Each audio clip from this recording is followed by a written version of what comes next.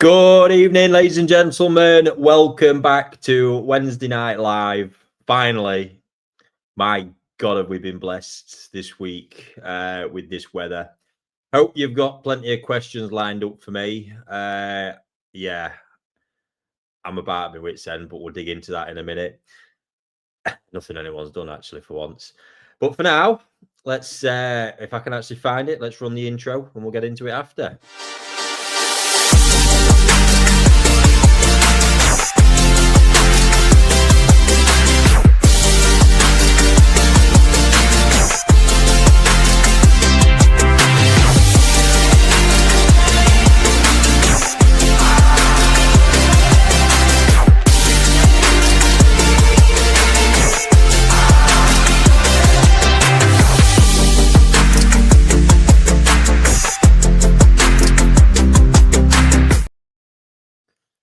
There we are. So the only bit you're getting out of me tonight is going to be the questions part. I was planning on doing a load of prep today, but the only way I can describe life at the fish farm right now is it's we're just living in the trenches. It is fucking chaos. Oh man, honestly. And yeah, my wife's away on a girls' holiday. Has been since Sunday till Friday. And yeah, right now my kids are running right on the street with all the other kids doing ice bucket challenges, God knows where. So if this descends into chaos, or you hear a load of rumbling, I do apologize. But yeah, kids will be kids, won't they? But that one's getting me on the edge right now. Other than that, I hope you're all well. This weather has been absolutely remarkable this week. But as ever, I should imagine it's causing absolute chaos with those unheated ponds. The swings I have seen, I've got water in one greenhouse at 27 degrees today. I'm just like, where the fuck has that come from? Because that then just starts changing things all over. It's nuts.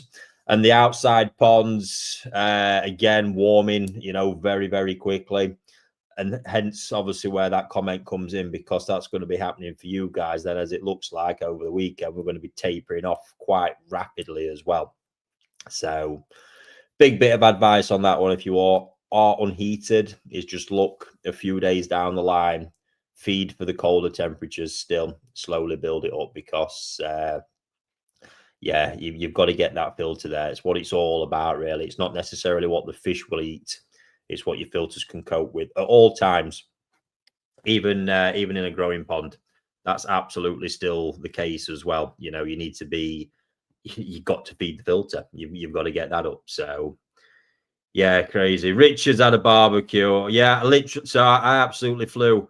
We're grafting away in Fish House. I've been sorting my Marido Karashi pond out, which has been great fun today. We've got a video film for that because we were looking back. And I kind of I was supposed to be in Japan this weekend.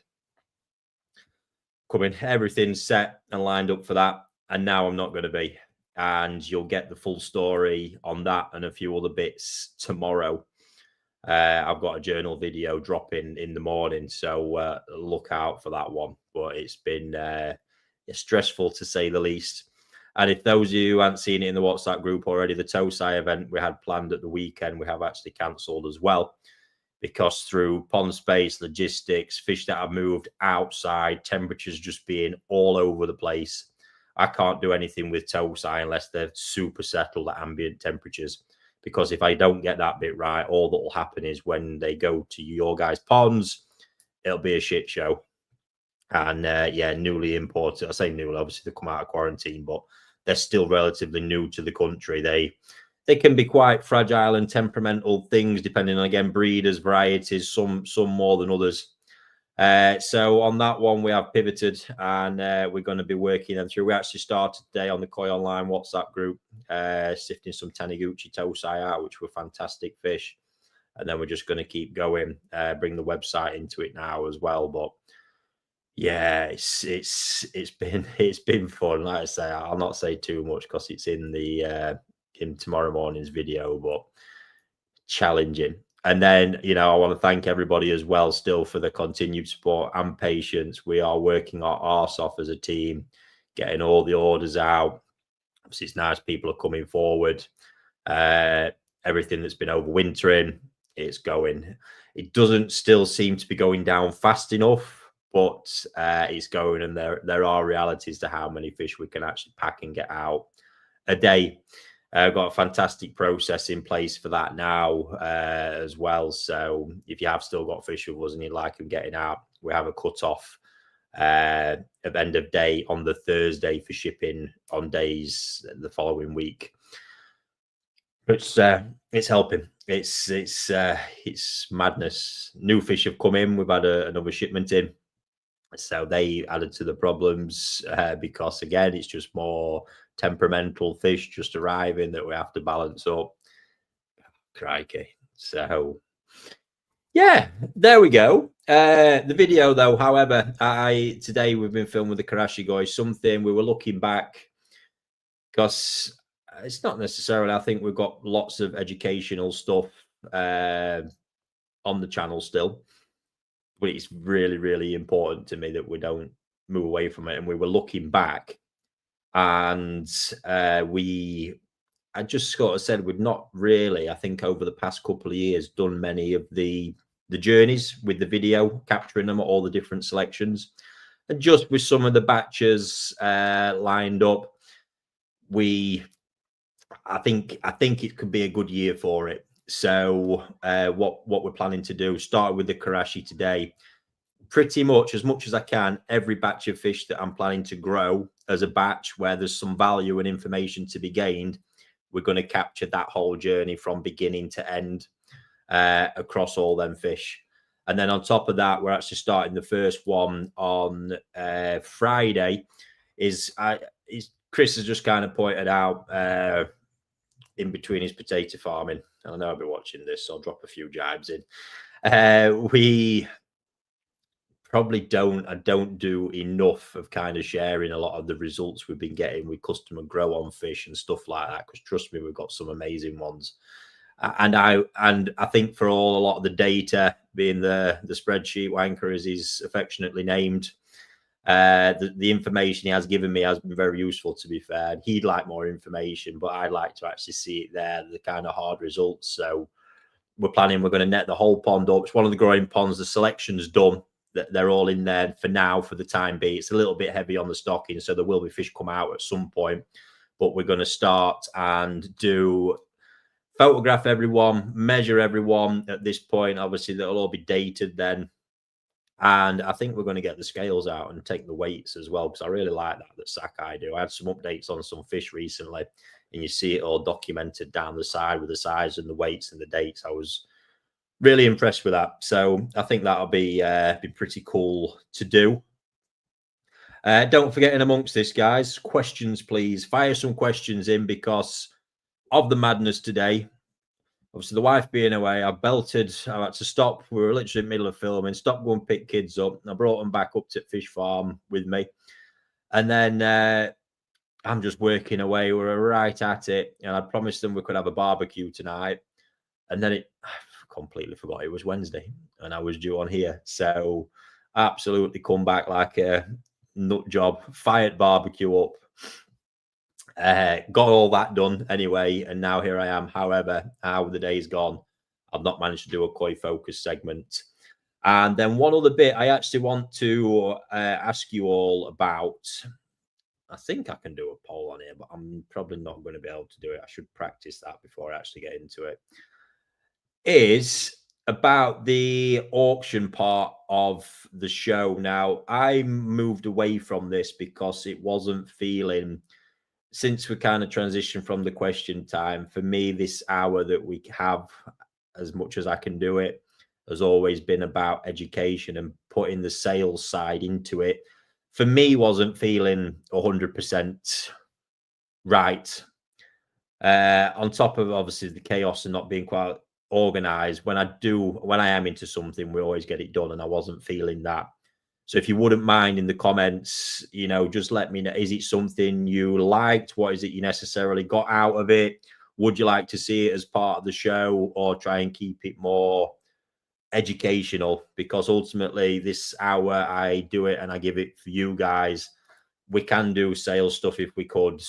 I still don't particularly like the way the auction thing runs through YouTube, in all honesty. And yeah, let me know. Let me know what you think, because I got mixed feelings on it. We can do other formats because there's some cool stuff we've been doing. We could maybe have a showcase of a few fish that can tie into some koi appreciation. Go for it. Tell me what you think, guys, because ultimately this show is for you. So yeah, leave it at that, and I'll look forward to hearing your comments on that part of it. I suppose we should have a minute to see who's in. But in that, then Marido Karashi today, that got me excited.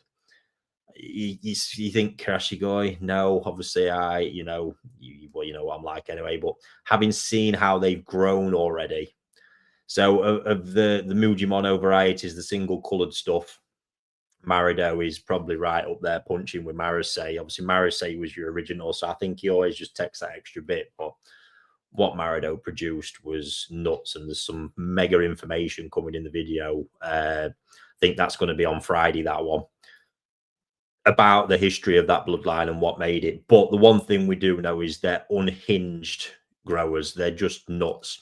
The genetic powerhouse of jumbo growth in them is bonkers. And having seen these arrived at 12 to 15 cm today, and we're putting fish back in the pond at 22 to 26 already, and I swear it can only be 6 to 8 weeks or somewhere in that kind of region. And yeah, it's effortless when they have that genetics like they have. You give them, even just slightly the right conditions, and away they go. It's absolutely savage. So yeah, I love that, because all of a sudden I'm looking at them going, what can I actually do with these? It's actually been a while. I think it's been a couple of years since I did any single coloured stuff. I did Marido Chags last year, and I got a 65 centimeter Nisai out of them. So we will see where it gets with that. But I'm looking at them going, yeah, I can see some 60, 65 centimeter Nisais here. That'll be quite good. So yeah, excited, very excited. Right, let's see who is with us this evening, and then I'll get stuck into some questions. Looks like we've got Andy, Daniel, Dave, Craig's with us, Ray, Mike, Andrew. Oh God, I can hear a child. God. Humbercoy's with us. Marcus is with us. Oh, Marcus, you want to see me? I had my Tamasabas in last week, I think it is. Oh, wow, a week before, maybe even. Who knows? It's all merging into one. Yeah, awesome. I've also got quite a few personal pieces that I bought, including a new beast, hopefully full red with the longer fins, the original Tamasaba fins, which is cool. And I've got one of the Kawari style. I'm not a fan of it as a fish, to be honest with you. I think it's damn ugly. However, structurally, it's a beast. It's already big. I think them two between them could be two super beasts by the end of the summer. That'd be cool. Richard's on his barbecue, look, with the best Wednesday night entertainment going. Love it.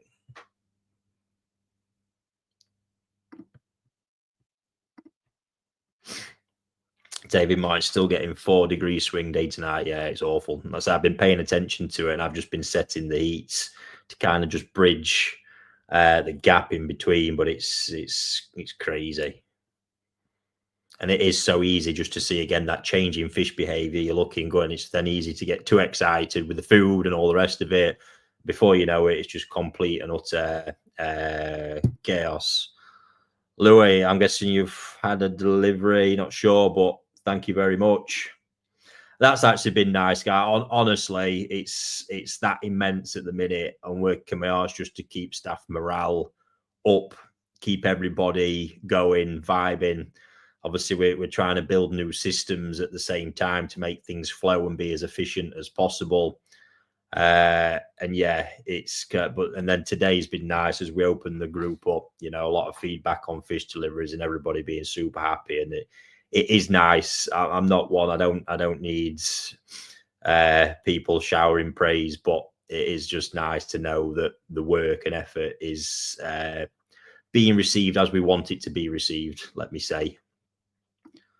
Another one there. Yambu Kinshiro, stunning. Cheers. Absolute pleasure. I wish, mate. I've not got the energy to make a cocktail at the minute. Although I do love it when I get gear out, but that's the also thing. I can't be dealing with it. I need full-on energy when I wake up in the morning. Right. Anyway, let me scroll back up to the top and see what we've got.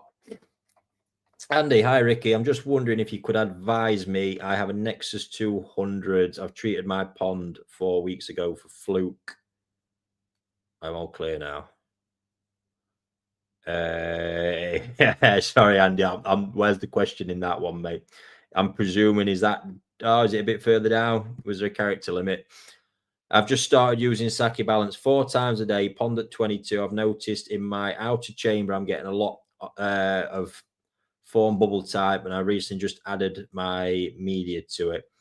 What that might be, Andy, is that foam is a natural part of a process of a pond. When you have organic matter in a water or a buildup of organics, dissolved organic carbons, DOCs, foam is actually a natural process of where air meets water.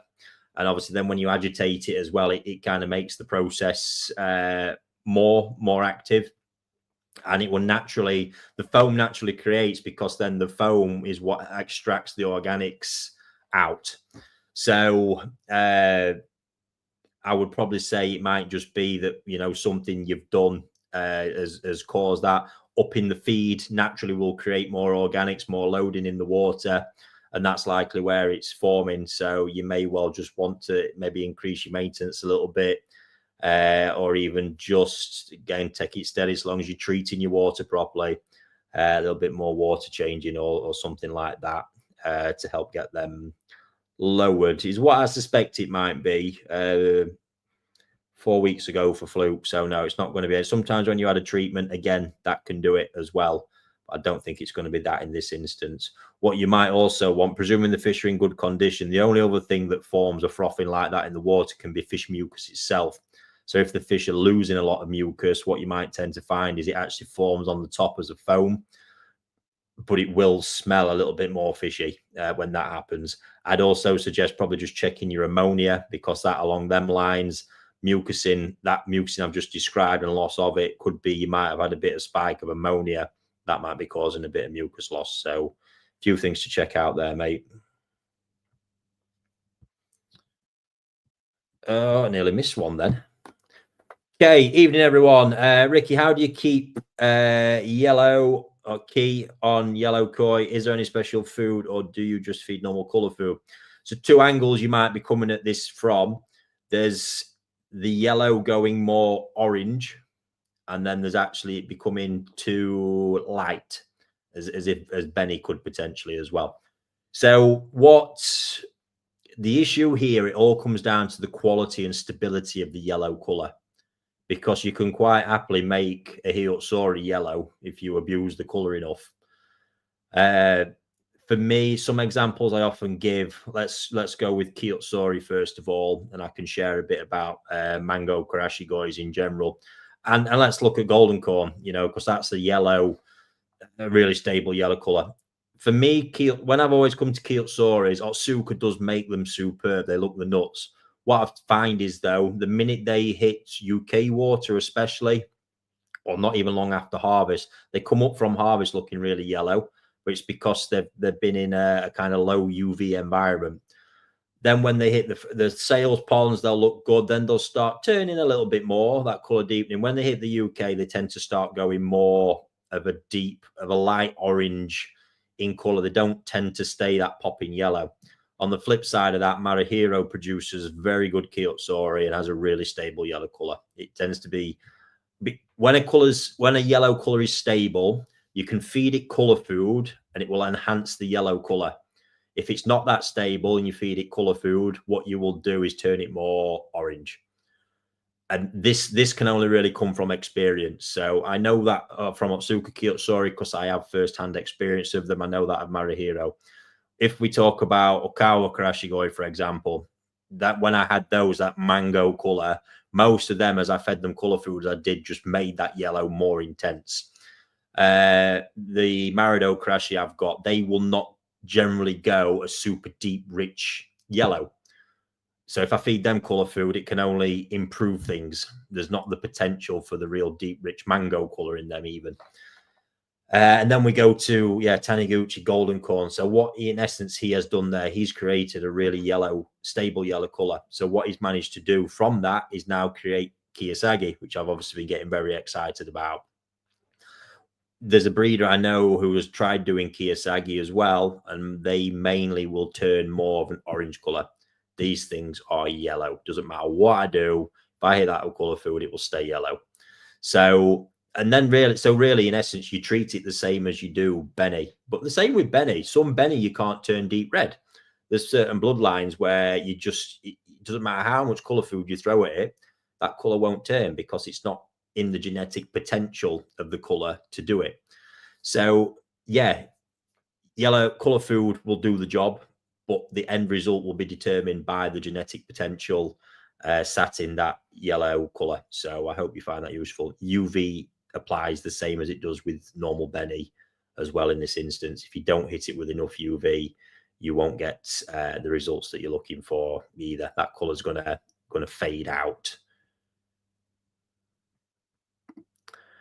Craig, evening all. Ricky, where I live, the water is hard, and I think that's what wrecks my koakus. In your experience, is this the water or genetics? If so, can you successfully raise koaku in hard water? So I've said this many a times. I don't fully buy into the hard soft debate being at the root of the problems. We need to look deeper and actually find out the makeup of the water and certain elements in that water potentially being of the problem. It might be that with the Benny, you are struggling. The Benny type, this is what I mean. I don't know how many different breeders you've had in there. It might be that certain Benny types won't perform well in your water. It might be that your water is potentially too clear and UV is playing its part in trashing these things as well. It's multi-layered. You can't just point it at hard, soft. As I've explained many a times, I had a client with a dealership out Manchester way, soft water. Typically, by what everybody says, soft water doesn't help Sumi. Yet he can't keep a Kishisui or an Iowakaba in his water. They're just absolutely, and Shisui, they get absolutely trashed. Oh, not sure what my camera was doing then. Yeah, they get absolutely trashed. And then my water's pretty neutral. It's smack bang in the middle of everything, really. Keep them all fantastic. UV, I think it's just a massively forgotten one, plays a huge part in all of it. Hardness, the actual makeup of the water, softness, the whole shebang. Because what you'll tend to find is the actual makeup of the water between hard and soft is massively different. It could be that you've got, I know Nogami, for example, has got really bad iron in their water around there. So he won't, they're removing it because they were finding they were having mass problems from that. And it won't just necessarily be color because it's metals exposure. It's no good for them. So yeah, and then you just might find that some, like I say, particularly the more vibrant bennies are generally harder to keep. And that will be along the lines of Dainichis in particular, Sakai's. If you go down the Dainichi line, you are getting into the realms of a lot of farms there. Manayamas, Nogamis, all have a very, very similar Benny style. So, yes, that's I say an indirect answer. There's never a straightforward answer to a question like that. But hopefully I broadened your mind to have a think about it. Right, let's have a look. Oh, just bear with me, guys, because that is my daughter deciding to text me. There we go. Crazy, isn't it? And now it's gone quiet. It's worrying me even more. Right, let's have a look. Try sorry, guys, I have to filter through here with the attention span of a gnat at the moment. See where the next question is.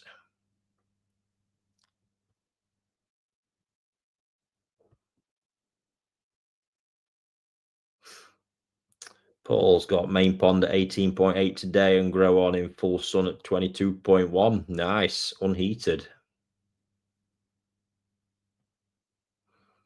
Crikey, guys, you've been busy in comments this evening, which is nice to see. There we go.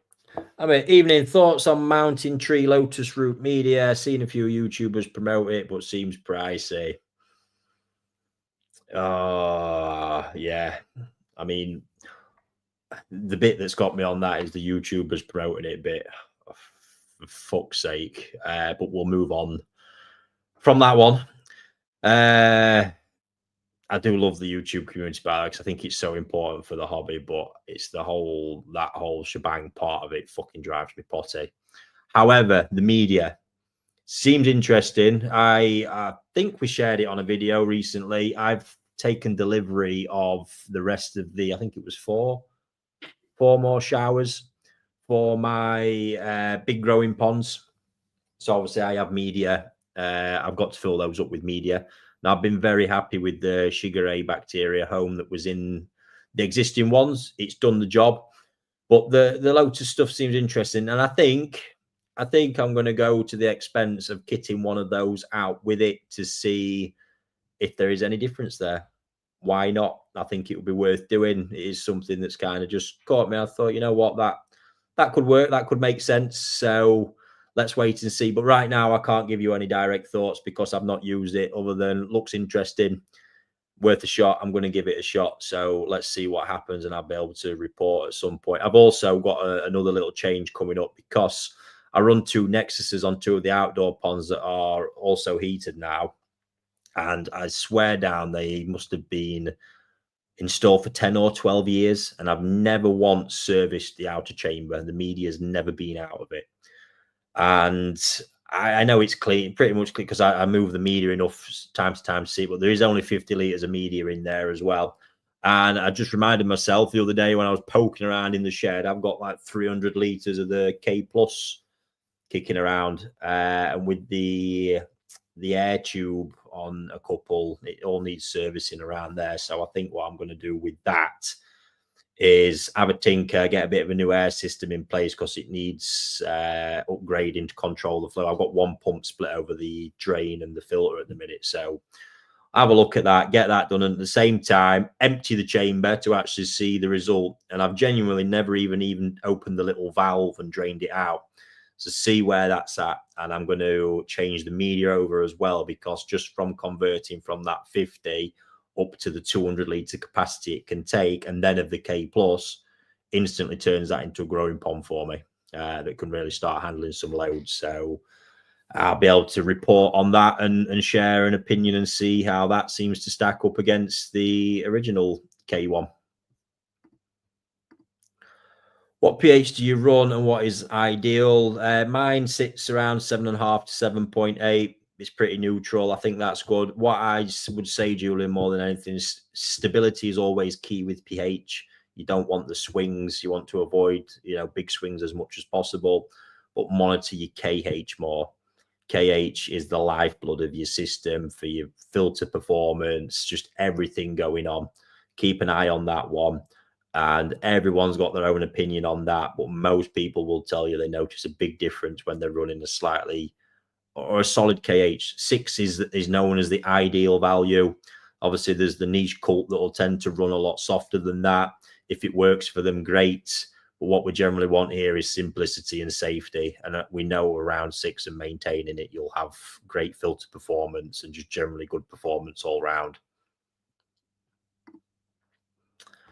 Koi Vlogs, what do you think is the best filter material for the trickle tower and what kind of flow is suitable? I mean, pretty much if you're running water over it, anything what you want to do is maximize on available surface area in the space that you have got. So in my trickle towers, I run a lot of them outside, the homemade ones. I use pumice. I think for the price, it's been fantastic for me over the years. I get great loading in them. And I think overall, you can't knock it. Whether you want to smash water over it or trickle water over it, so long as it's getting water on it, it's going to do a job for you. And it really has been robust, solid. I have not got a bad thing to say about it. Hi, Ricky. Would you feed or not feed while medicating a pond, and why? Always not feed. Medication is stressful. Uh, it really is, depending on what you're using. Just take potassium, for example. You know, you need oxygen during digestion. You hit a pond with PP and you're stripping all the oxygen out. It's a recipe for disaster, on top of the stress as well, which can affect the digestive process. Digestion in itself can be stressful, certainly if you're feeding heavy.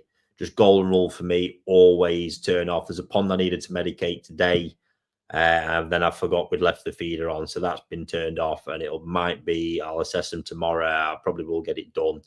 It weren't on heavy, but then I might need 2 days, even before a big netting uh, session. Always stop feeding. I have netted fish on heavy food in the past in warm water, and the swim bladder issues it caused afterwards was ridiculous.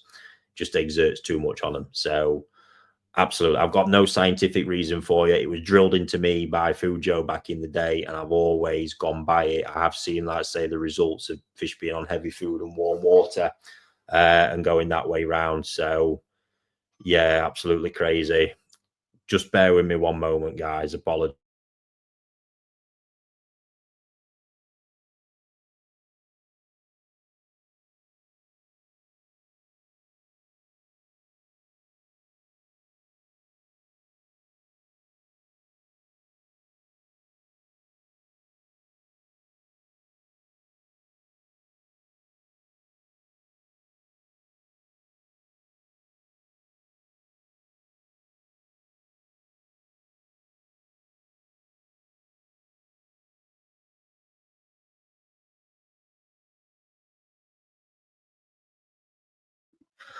Oh, that was always going to happen at some point, weren't it? Apologies.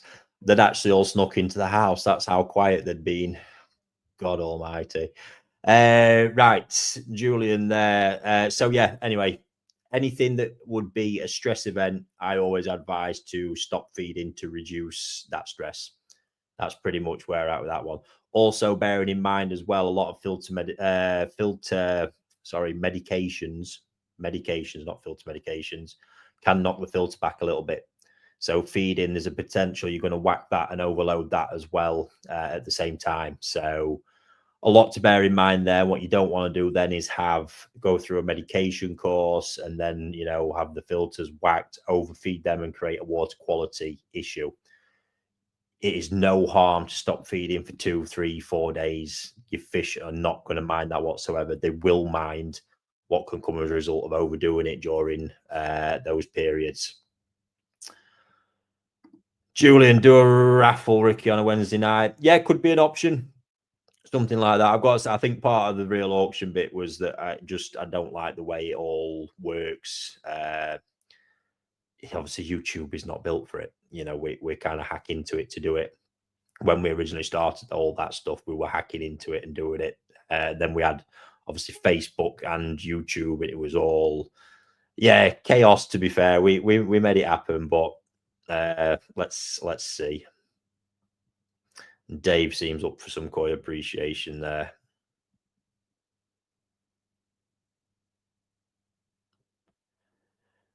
Let's have a look. Carl. pH seems to be cropping up a bit tonight. I reckon in the last 2 weeks, my pH has slowly come up from 7.5 and settled at 9. Doesn't matter what time of the day it's tested, it's the same. Tested on 2 test kits with the same results. Tap water 7.5. Carl, presuming there's fish in this pond and it's not a new system that's finding its balance, because Arthur and his aquarium mad world right now has actually managed to talk the teacher into letting him have a tank at school.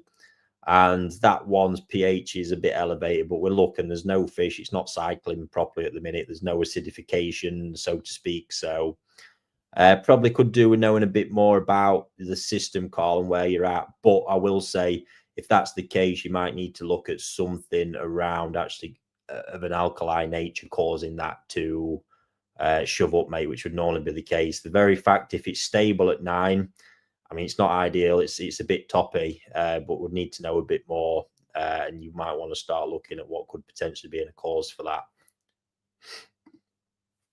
Marge, good evening. Hi, Ricky. If heated, what is the acceptable swings in degrees that won't cause issues for the fish? Many of us are finding the apps work on whole degree. Oh, yeah. No, that kind of stuff.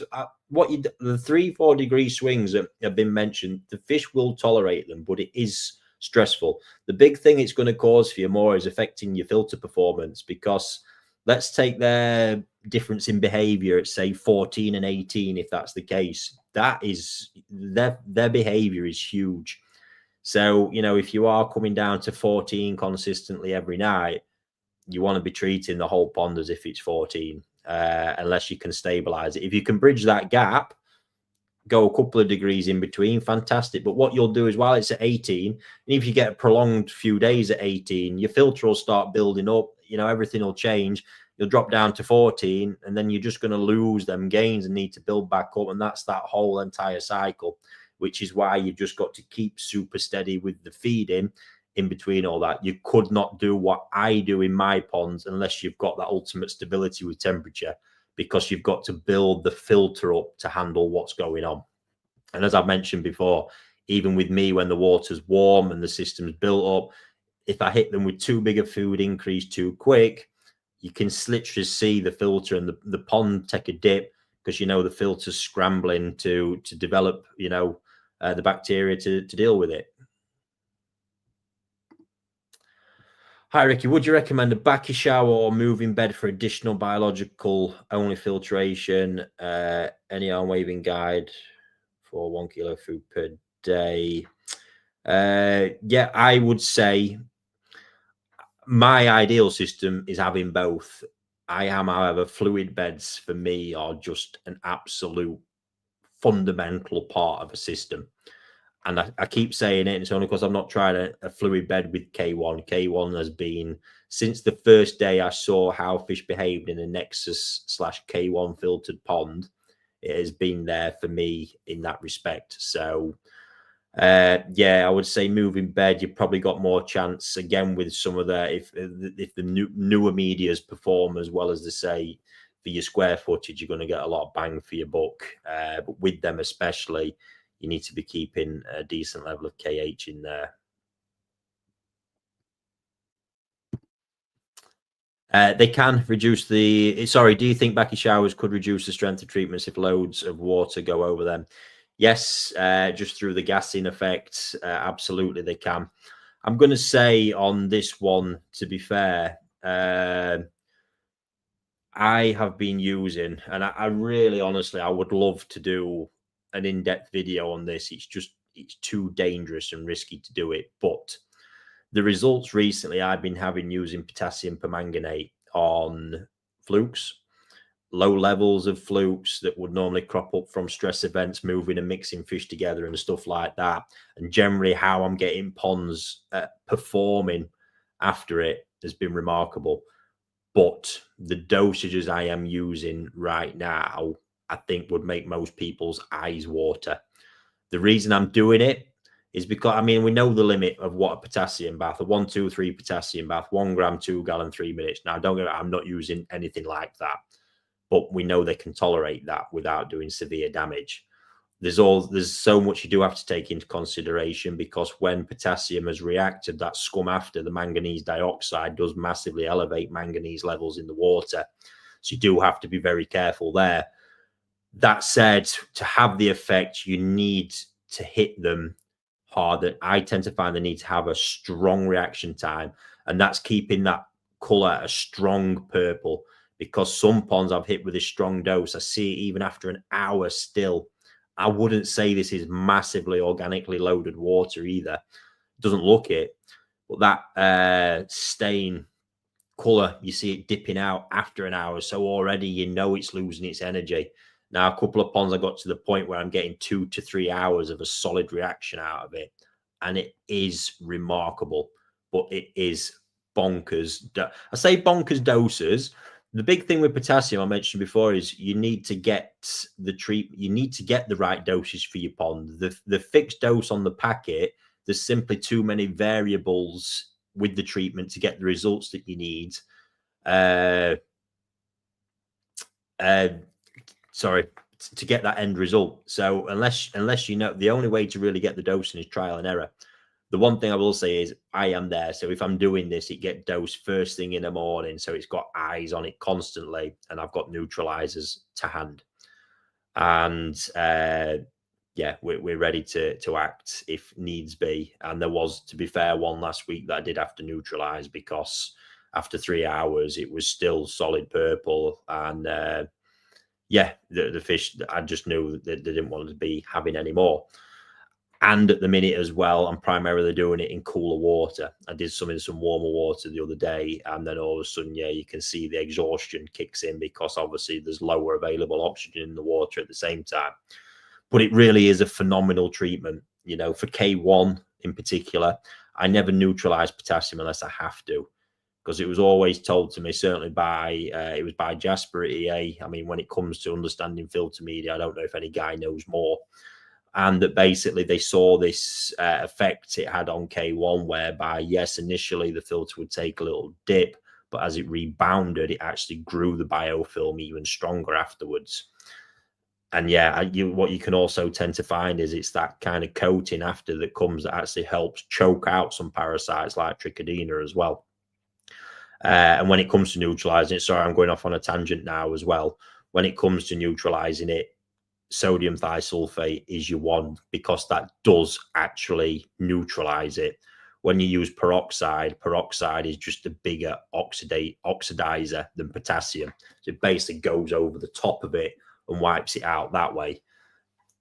Difference, if you're struggling, it's because you blitzed oxygen out. If you're neutralizing in a controlled manner, sodium thiosulfate, if you're right on the edge because you've tipped the fish too far, peroxide might be your go-to because it will saturate the water with oxygen afterwards as well.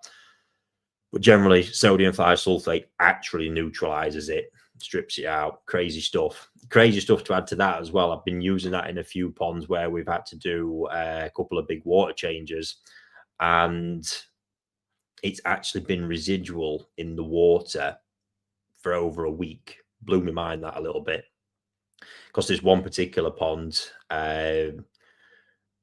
yeah, it had too much water go through it. I can't remember what had happened, but so we dosed it up with sodium thiosulfate, and I went to treat that pond with potassium, and literally as I was tipping the bucket in, I'm watching this shit just neutralize in front of my eyes. I'm like, no way, because of the length of time it had been from adding that to the water. So also something there of note. I mean, that's still active and would be active, I guess, as a dechlorinator as well at the same time. So madness. There we go. There's some insight into that. Like I say, unfortunately, I'd like to go really in depth. I've been thinking about it. I just think there's too many variables and it's too scary to let that kind of information loose. And what could go wrong, because I've seen the nasty side of potassium too many times. But when it's right, phenomenal. Looking for some more females. Well, I've got a shitload of little ones, and I'm not sure you'd like the price of the prized females I bought, because I did manage, when I got these goldfish, I managed to talk Okada into selling me some out of his. He got a big aquarium with all his best pieces in. And I say talk him into me, I just got a net, started picking him, and then asked him how much and watched him cry for a little bit before we got to business.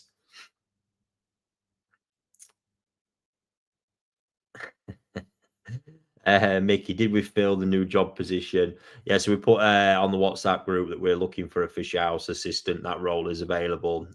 We have got quite a strong candidate we're looking to interview next week, but currently it is not filled. If you're interested, feel free to send me your CV in. Mickey's trying to get his missus out of the way here, I think.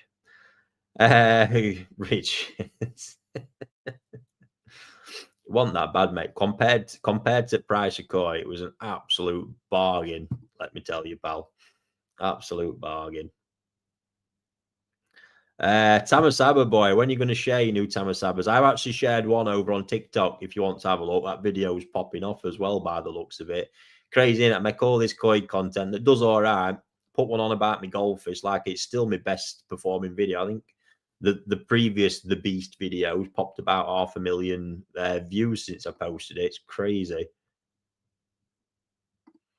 Yeah, here's an issue. So I'm treating with white spot FMG, but color has gone in less than 24 hours.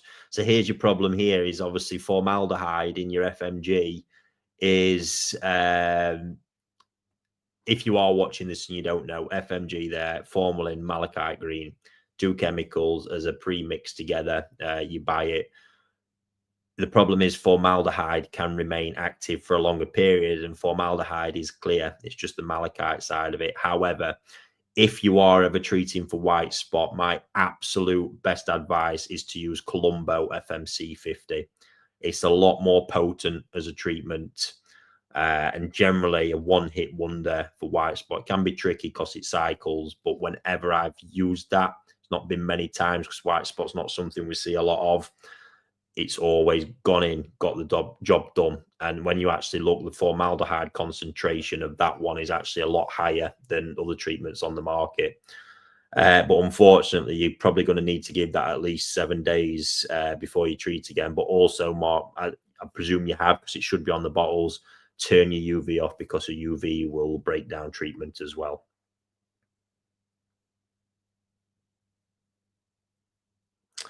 Colin, I don't know what I've missed here. Have you ever had a question you have not answered 5 times before? I don't know, mate.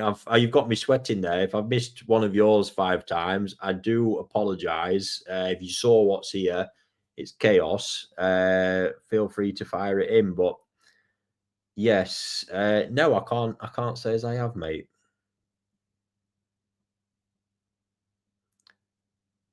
Let's have a look. Derek, oh, it was a typo there. Look, how many different coloured chags are there that's supposed to be? You've got variants. Ultimately, a chagoi is one colour. It's generally shades of brown, but moving towards, you can get that kind of olive green through to the dark brown. That's sort of the spectrum that chags sit on before then you move at that low end onto your yellows, which are then actually Karashi goi. So a completely, say completely, it's not really a completely different variety in essence, because Karashi goi were derived from chagoi. Lee, hi Ricky, I'm heated at 24 degrees. I'm still covering at night. Heat pump still on. Can I risk removing all the covers? You're going to ask the weatherman on that one, mate. And it depends if your heat pump's got the minerals to keep where you want to keep it, mate. And I can't comment on that one. You'd be better off probably asking some of the guys on the Telegram group there. Bill, are the ways, any ways to get hardness down? Yes, I mean, a natural acidification of water will bring it down from a KH perspective. GH, unfortunately, you get into the realms of RO systems and stuff like that, which is not in my remit. It's not part of my koi keeping philosophy. So again, I don't know. Again, why, if you've got everything firing and stability, I don't know why you'd want to go pissing around with your hardness, Bill. Probably just leave it as it is would be my best advice. There's a point. I've left it till 48 minutes to ask it.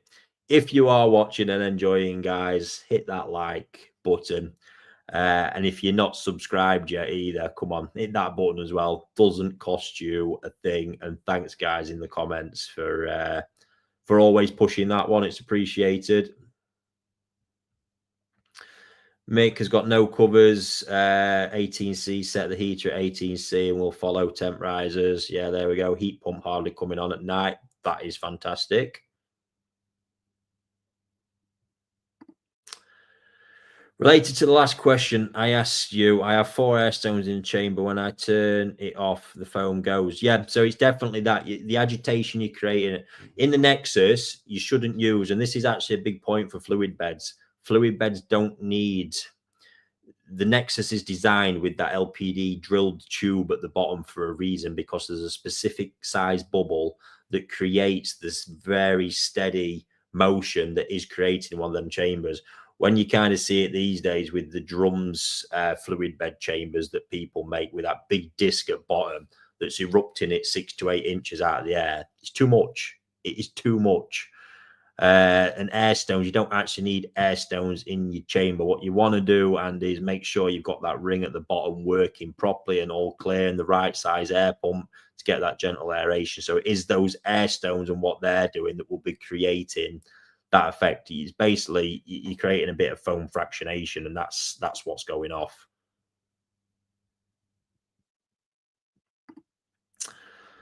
Mickey, hi Rick, I've got a fish that has a bit of damage on the edge of the fin. Will it heal? If so, how long would it take? It depends what's caused the edge of the fin damage. If it's an active infection, you're going to have to stop that first. If it's maybe burnage from transport or something like that, yes, in a good environment, that should naturally just heal up. Or if it is an infection, you need to stop that. And then, yes, again, it should heal up. The warmer the water gets, the quicker that process will happen.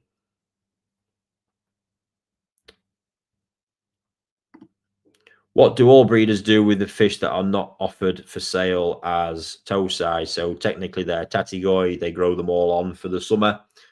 They will then keep a percentage of tatigoi again, more than likely. And then from then on, the rest will be sold. That's the process that repeats and repeats until hopefully they produce that one wonderful, amazing fish out of it that can become a game changer. And that is, in all seriousness, the case with that. You know, a lot of the times they're keeping fish because the minute they sell it and it's not in their control, there can be so many variables. Ultimately, the owner makes the decision on what happens with the fish. If it's something that could be a koi show winner in future, koi shows are very important for the reputation of breeders and in the scene. So, you know, all them type of things. Even sometimes just their own enjoyment of watching a fish come to fruition. And I really, really do resonate with that one. Times about 300. Not bad.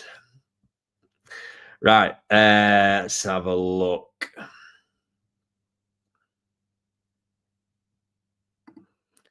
With the homemade trickle tower, would it work better if I run the flow as slow as possible? Not necessarily. I mean, the miles don't run heavy. Pretty much most of them outside are probably, I think, 6,000 to 8,000 liters at most. But obviously, there's head height as well, so I have no idea where they would be running, but it'll be taking a chunk out of it, Martin. It's really not that important, as long as it is getting distributed water load over the media.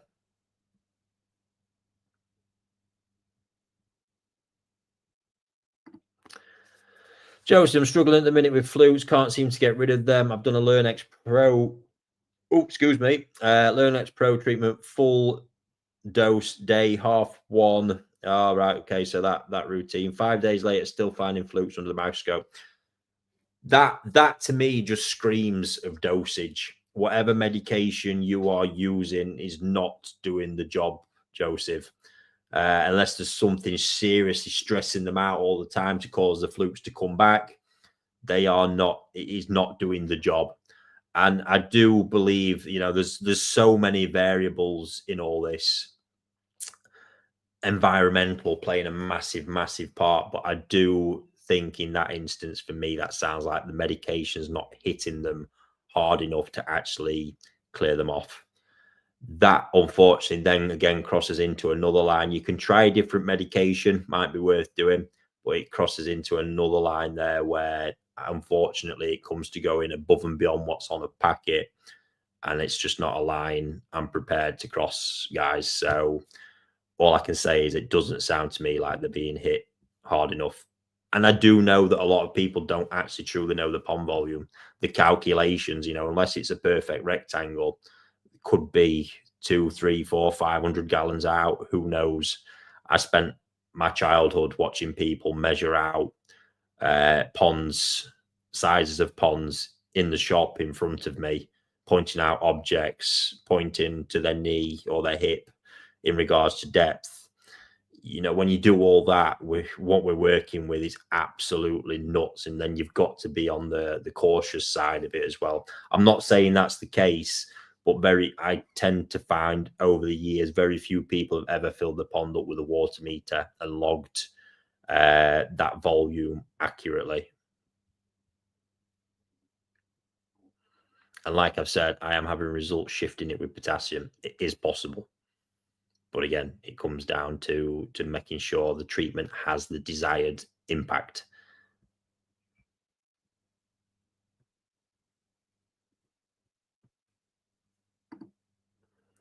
Hi Ricky, love the new way of selling single coloured koi. How much more do you think is possible with the koi if you didn't have the stock quantity levels as high as you do for commercial reasons?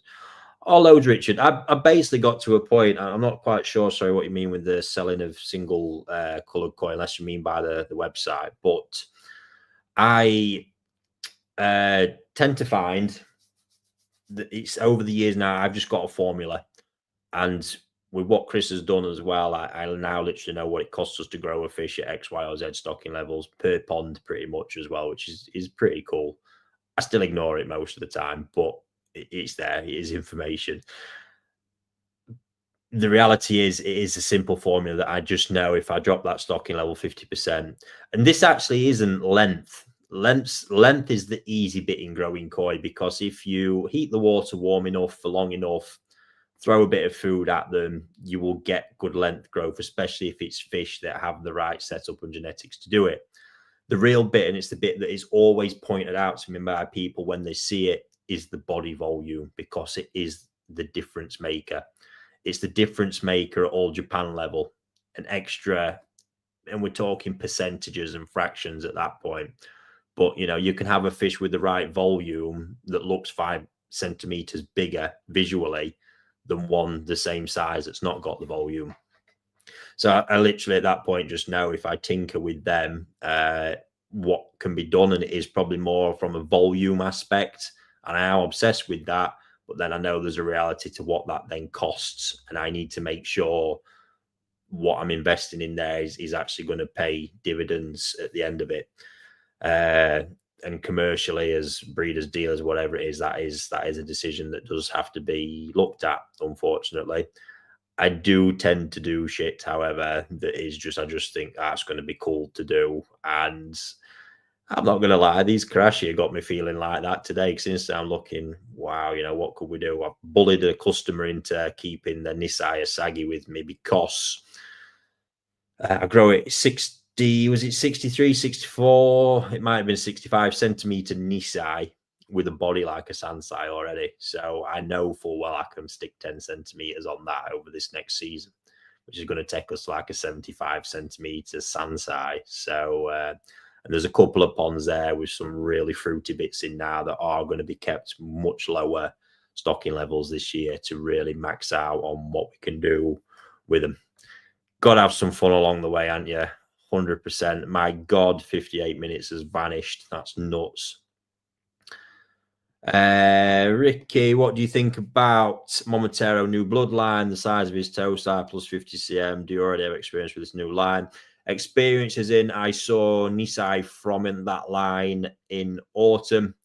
I would say what I saw, there's still a lot of problems to fix in it, which is understandable. It's new.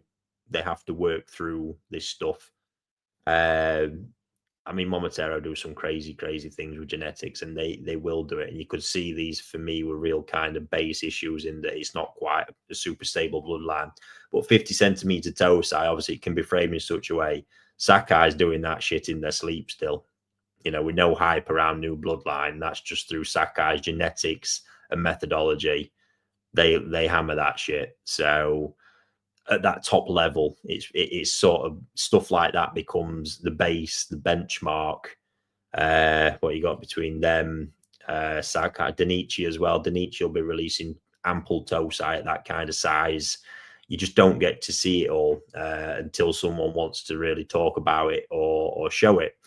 So yes, and it is just with that, say, the potential of these bloodlines, that is very easy to do. I've got the NND Kohaku growing. Actually, there's another video. My God, honestly, we've got them absolutely lined up for you at the minute. Well, I was actually pushing it because it looked like Aaron was going to be on holiday while I was meant to be in Japan. So that was all a bit of a problem. So we're trying to load the channel up. Just reminded me to put that live for the morning, actually. And yeah, I come across that actually the NND, the crazy big NND Tosai I bought last year that have been it. We've had an event with them. I'm growing them on as a part of that event at the moment. Oh, they're savage. But we found we've got the video we did there that Rie filmed that hasn't actually been released. So we're going to release that sometime soon as well. It's sat waiting, ready to go. We just need to find the slot for it, which was pretty cool. But yeah, you know, with those, I know Fujo's probably going to have Tosai out. That batch not far off that size. I have them now. What are they? 11 months old as it stands. And I've got them tipping 40 centimeters with 35 fish, I think, in 1,200 gallons of water with phenomenal body. So when the genetic potential is there, as it is in so many fish, it just comes down to then conditions and how they're kept. And as I've just mentioned previously as well, it's expensive to do at that point. So you need as much as possible to know that the fish is worth investing all that resource into. Okay, so just coming back to Carl's pH thing, his pond's been running for 8 weeks and cycled. Yeah, it's still pretty new, mate. I would check with it being new. You've not got any kind of concrete leaching, any things like that that are massively alkali, could be driving it up. But yeah, it's still, you're still going to be in the swings, mate, of what's happening. 8 weeks is nothing for a koi pond. When you first fill your pond, would you salt it before adding the first stock to help the fish deal with the new pond? Absolutely. New pond, I wouldn't hesitate. 0.3, 0.4, somewhere floating around that, I would be straight in there. Thoughts on complete pond detox car? Nobody's asked me that for a while. Not used it, don't intend to use it because I don't see any real needs for just chucking something in willy-nilly that I don't actually know what's in it and what it could be doing either. I've seen mixed reports on it on our Telegram group as well. Time will tell with that one, guys, but that's not anything aimed directly too much at that either. You've seen what I'm like with what I use and additives and stuff like that. And if there is issues, I like to diagnose the issue and find a more permanent fix for dealing with it, rather than trying to chuck in some kind of miracle product. And there's plenty of out there that claim to be as well. Again, nothing particularly specific. Paul's asking me my dosage on sodium thiosulfate. Mate, I can't remember. You can't really overdo it with it, but all I know is I've got a measuring cup at work and I roughly know what that treats. That's lazy, that, isn't it? It's not. That's just what you get into the habit of doing. But I will try. I'm not going to promise that because of the chaos at the moment, but digging that out and maybe sharing it on the Telegram group if I don't forget, which I can't guarantee. Probably more likely guarantee that I will forget, but hey, let's give it a shot. Crikey. Oh, Anne, I've clearly missed something there. Any suggestions on the prolapse vent? Sorry. Yeah, given the time as well, I am just going to make sure I've not missed anything too much. We might need to come back to that one. And to be fair, prolapse vent is not something I have ever dealt with, to be fair. And so you might want to refer that one to someone more veterinary based. Absolutely. Right, ladies and gents. Oh my God, I appreciate the amount of questions and stuff still in there, and I apologize I've not got to it all. But I will now be back next week, and stay tuned for the video dropping in the morning, which will tell you why I have had such a stressful 7 days prior to this, and why I'm not in Japan as well. So thank you very much for everyone's participation, and I will, catch you all next week, fingers crossed, and hopefully we'll have a bit more of we'll get the Koi focus section done at least, and maybe see what else we can throw in. But enjoy the rest of your evening, guys. Enjoy the sunshine while it's here. Yeah, thank you all very much. I'm not prepared. Look, I never had my end screen ready, so I have to stand here with a face like this. Cheers, guys.